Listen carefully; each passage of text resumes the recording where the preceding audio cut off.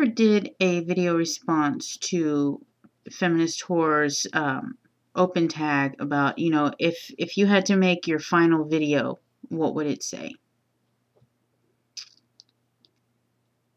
And,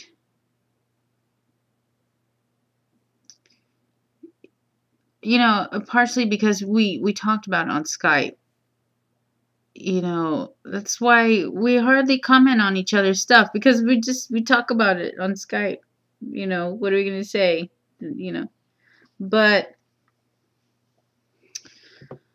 I want to give my answer, even though it's a little bit late.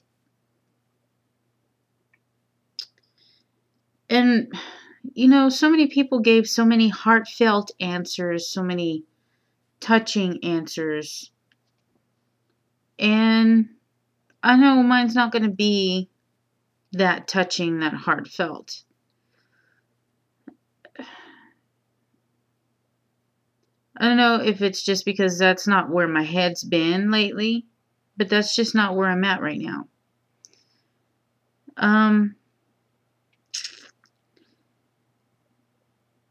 If I had to make my final video, and I could say one thing, one message to the world, it would be something to the effect of,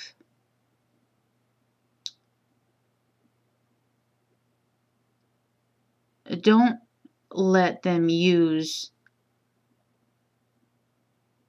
the parts of yourself that scare you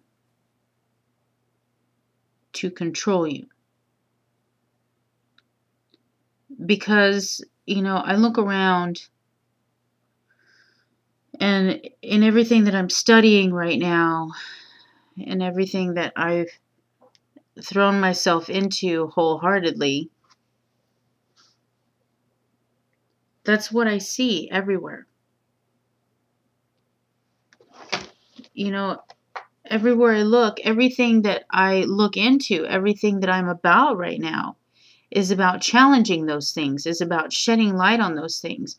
But this is something that's very important to me, because it's something that's been a very big part of my life. I am a drug addict and alcoholic in sobriety.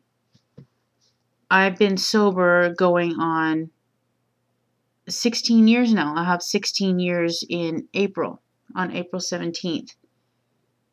And,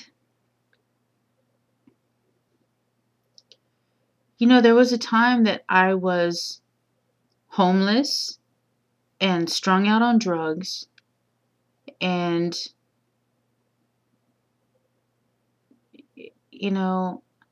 was just lost.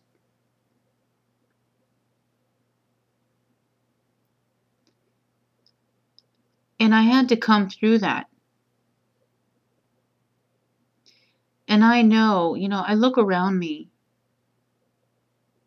and I know I'm different. I'm not just different because I'm an addict in sobriety. I'm different in another way. I am a person who has looked into the darkest side of my nature. And had to, for the sake of my own survival, for the sake of my own sanity, in more ways than one, in more ways than just the sobriety thing, but largely about the sobriety thing, have looked my own demons in the face and had to conquer them.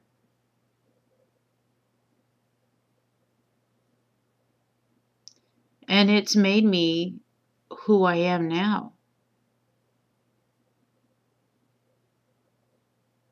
It's made me fearless. And fearlessly honest. Usually. I try to be. And so because I have been put in a position to do that, and to face that and come out of it on the other side. When I look around me, I see so much of that place inside each person, because we all have that in some way. I see so much of that place inside each person that we're all afraid to face, being used as a tool for social control. And it's everywhere. It's everywhere we look. This whole sex workers' rights issue is about that. You know, I mean, look at what happened to Elliot Spitzer.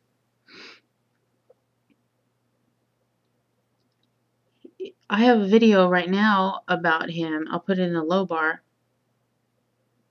And he was on the verge of exposing the government in a big way for their lending, predatory lending, allowing that shit to happen. And in order to silence him, they exposed him for cavorting with sex workers. And he was a big part of helping to give them the tools to do that. He helped pass a lot of those laws. He hung himself.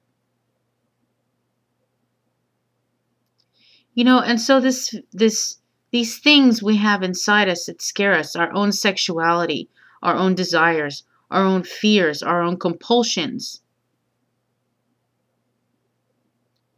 Society uses that to get inside your head and work you in exactly the right direction they want to work you. And it's a tool for mass control, and it oppresses us all.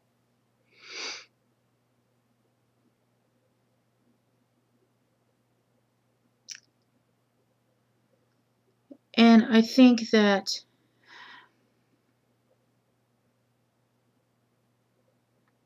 is why I stress so much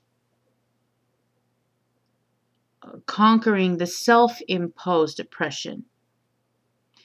People who oppose me, people who don't like to look at me and the way I am and call me a victim blamer and shit like that, for holding people accountable for the patterns that they bring into their own lives, for expecting people to look within and see how they are contributing to the oppressive patterns in their own lives and the types of oppressions that they face first.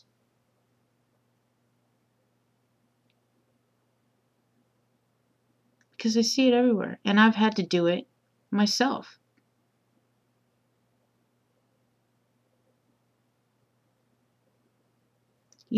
And it's like Nelson Mandela was in prison for years. For years. And throughout that whole time,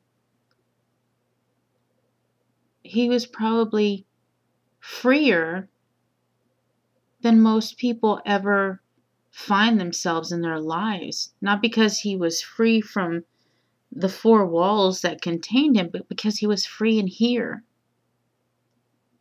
And this is what needs to be liberated first. But if you're afraid to look at the parts of yourself that scare you, you're never going to get there.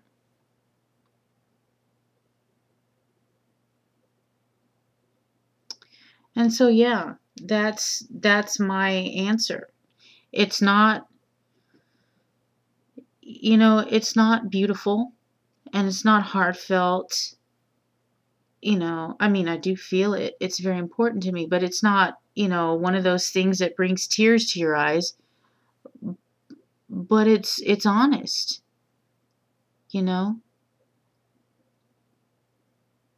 we as a society will never be free until we stop being afraid of ourselves.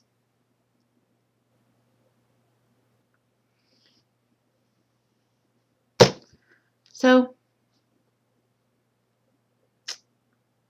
good question, FW.